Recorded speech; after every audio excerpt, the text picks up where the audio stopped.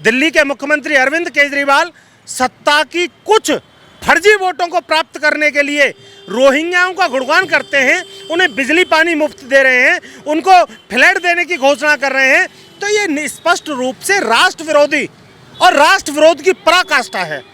मैं निश्चित रूप से इस चीज़ की निंदा करता हूं और मैं इस पूरे हिंदुस्तान के राष्ट्रभक्त लोगों से, चाहे वो किसी भी समुदाय से या किसी भी समाज से आते हैं, उनसे कहता हूं कि केजरीवाल जैसे देश विरोधी का या ऐसी सरकार के नुमाइंदों का हमें वॉकआउट करना चाहिए। वो एक तरफ 2024 में नरेंद्र भाई मोदी को और भारतीय जनता पार्टी को, सरकार को चैलेंज करने की बात कर रहे हैं। मैं कहता हूं अभी तो वो ईडी से समझ लें, जो उन्होंने पिछले समय में अपनी सरकार में भ्रष्टाचार किया है रोहिंग्याओं के लिए। और केजरीवाल के जो उन्होंने देशभक्ति का मुखौटा पहन रखा है भगत सिंह का चित्र लगा के, उसको उजागर करेंगे कि ये भगत सिंह के नहीं, ये रोहिंग्या घुसपैठियों के समर्थक हैं, ये उनके आराध्य हैं, ये भगत सिंह की पूजा करने वाले नहीं हैं। किसी भी जिले में जो बवाल होने का काम करते हैं, वो तमाम सारे बवालों में इन रोहिंग्या मुसलमानों का हाथ निश्चित रूप से पाया जाता है। कांग्रेस की सरकार ने रोहिंग्या मुसलमानों को राशन कार्ड जारी करके, वृद्धा पेंशन दे करके, उनको आवास दे करके संरक्षण देने का काम किया। अरविंद केजरीवाल से पूछना चाहता हूँ,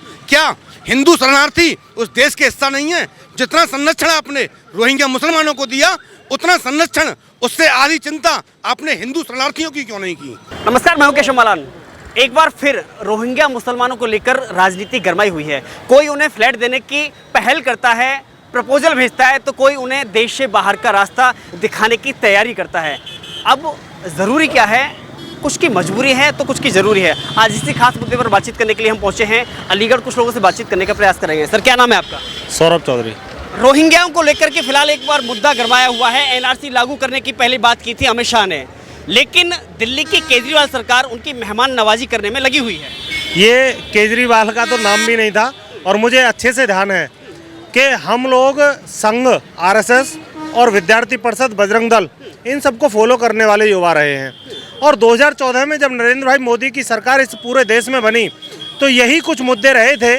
जब हम कांग्रेस के खिलाफ विरोध करते थे तो वो वही मुद्दे थे कि जो बांग्लादेशी घुसपैठिए इस देश में घुस रहे हैं, जहां हमारे भारतवासियों को, हिंदुस्तानियों को उनका अधिकार सही से नहीं मिल पा रहा, उनको घर नहीं मिल पा रहा, उनको बिजली नहीं मिल पा रही और उनको रहने की एक जो व्यवस्था है वो तय नहीं हो पा रही, उनको विधवा पेंशन नहीं मिल पा रही, अन्य अन्य प्रकार की जो सुविधाएं हैं सरकार के द्वारा वो उन्हें प्राप्त नहीं हो पा रही।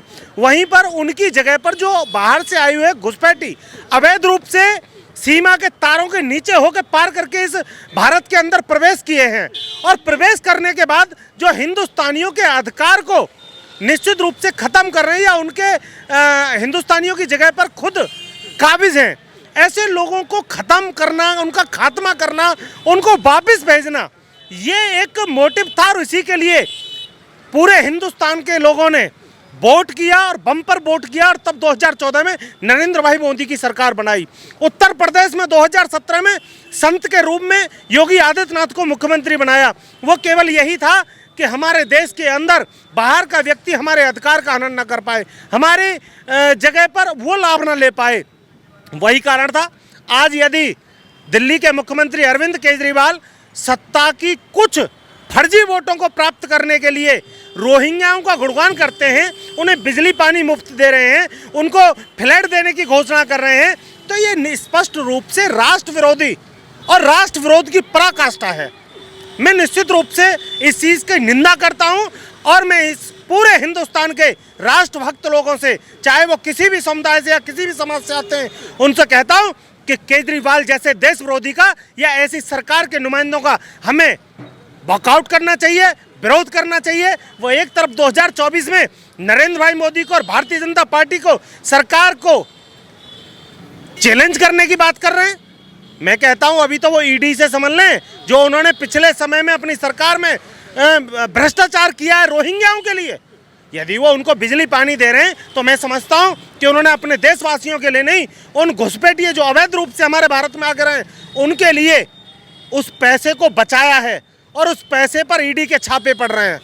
ये भी यदि सार्थक है तो इससे पूरे देश के राष्ट्रभक्त, इस देश के नुमाइंदे खुश हैं, प्रफुल्लित हैं कि केजरीवाल के एक एक मंत्री पर, चाहे वो उप मुख्यमंत्री मनीष सिसोदिया हो, चाहे कोई हो, उन पर एक टाइट हो रहा है मामला, हमारी जो फोर्सेस हैं, सिक्योरिटी फोर्सेस हैं, वो उन पर शिकंजा कस रही हैं। भारत के अंदर पहले से ही, चाहे वो NRC CAA की बात हो, जिसको लेकर पूरे देश के अंदर जो राष्ट्र विरोधी ताकतें थीं उनमें भूचाल आ गया था।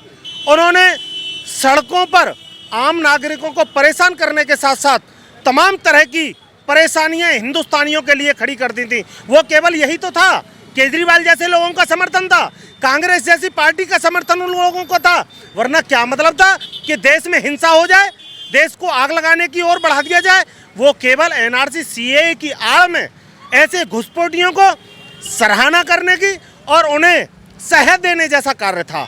मैं समझता हूं कि यदि केजरीवाल ऐसे कर रहे हैं तो निश्चित रूप से भारतीय जनता पार्टी की, जैसे योगी आदित्यनाथ से उत्तर प्रदेश में से उनको खदेड़ने का काम किया है, ऐसे ही चाहे वो देश के किसी भी कोने में हो, बंगाल में हो, चाहे वो बिहार में हो, चाहे वो दिल्ली में हो, ये सब लोग खदेड़ने का काम करेंगे। और इन पर पूरा, यदि जो लोग उन्हें सह दे रहे हैं, उनको स्थान दे रहे हैं, उनको सुविधाएं उपलब्ध कराने की बात कर रहे हैं, उनको फ्लैट देने की बात कर रहे हैं, मैं समझता हूं इस देश के शासक के रूप में विराजमान, देश का नेतृत्व कर रहे नरेंद्र भाई मोदी जी और उनके जितने भी सारथी हैं केंद्र की सरकार में, वो इनके खिलाफ एक्शन लेंगे।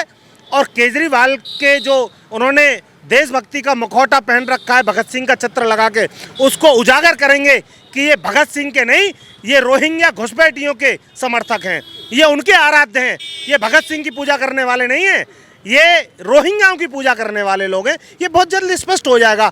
जनता के संज्ञान में ये विषय जा रहा है, जनता इसको देख रही है, जनता केजरीवाल से नफरत कर रही है। वो उसका तरीका केवल, और उस नफरत करने का जो माध्यम है वो केवल यही है कि केजरीवाल रोहिंग्याओं के समर्थक हैं और वो इसके खिलाफ जनता जाएगी। जनता से बड़ा जनार्दन इस लोकतांत्रिक देश में, डेमोक्रेटिक इस व्यवस्था में, मैं समझता हूँ कोई नहीं है। सवाल ये भी खड़ा होता है कि जो पाकिस्तान से पीड़ित जो हिंदू शरणार्थी के रूप में आए, और जो बात करें बांग्लादेश से आए, जो करें अफगानिस्तान जैसे देश से जो लोग शरणार्थी के रूप में आए, उनको लोग सुविधा नहीं देते हैं। अगर बात करें केजरीवाल सरकार खुद सुविधा नहीं देती है, उनकी बात क्यों नहीं की जाती है? केवल रोहिंग्याओं को ही मेहमान क्यों माना जा रहा है? भारतीय जनता पार्टी की और नरेंद्र मोदी जी की सरकार के तत्वाधान में जो NRC CAA आया, वो ऐसे ही लोगों का था, क्योंकि हम जानते हैं कि हिंदुस्तान की पहचान सनातन और सनातन की संस्कृति से है कि जो हमारे अपने हैं उनको उसका लाभ मिल सके, ये और जो पराए हैं वो बाहर जा सकें।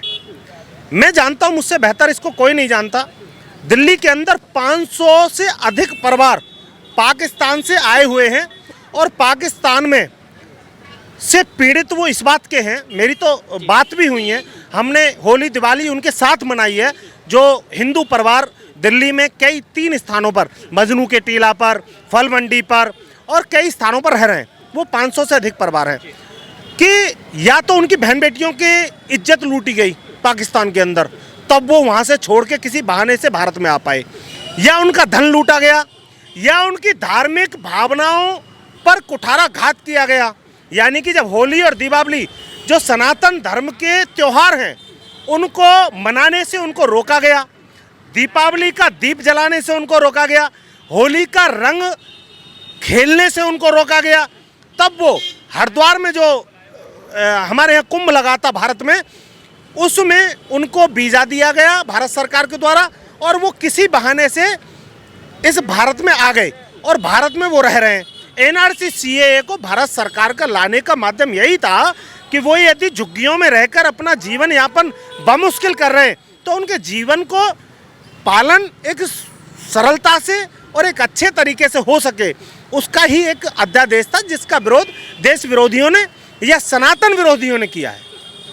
वो मैं समझता हूँ कि हिंदुस्तान की जो जनता है वो उसे स्वीकार नहीं करेगी। हिंदुस्तान की जनता पाकिस्तान से आए हुए हिंदू शरणार्थियों के साथ है और बांग्लादेश और वहाँ से अवैध रूप से तारों के नीचे रात्रि में अंदर घुस के आए कांग्रेस की सरकार के दौरान उनका विरोध करेगी। क्या नाम है आपका? अमित गोस्वामी। आपको लगता है कि समय आ गया है कि रोहिंग्या मुसलमान, यानी कि जो घुसपैठ जिनको उसके देश ने उनको स्वीकार नहीं किया, उनको देश से बाहर निकालने का समय आ गया है?